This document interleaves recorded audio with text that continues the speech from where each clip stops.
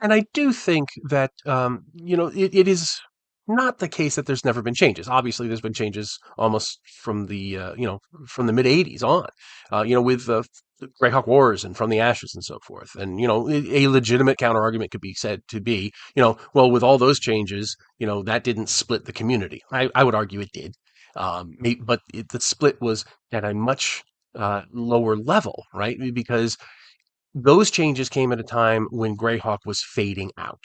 It was, the Forgotten Realms was on the ascension, and you had Dragonlance and Ravenloft and all these other shiny new settings. So Greyhawk was kind of getting pushed aside at the time, and it was obviously in the wake of Gygax's leaving TSR and all that stuff. So it's it is the reverse situation, because here we have a situation where D&D is only becoming more and more popular, whereas and thus the people who are exposed to Greyhawk in that Dungeon Master's Guide are there's going to be a lot more of them.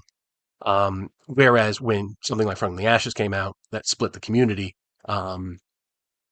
That was at a time when Greyhawk was kind of already on a decline. So I think it's a very it's a valid argument, but I think overall it doesn't hold water because the situation is reversed from how it was back then.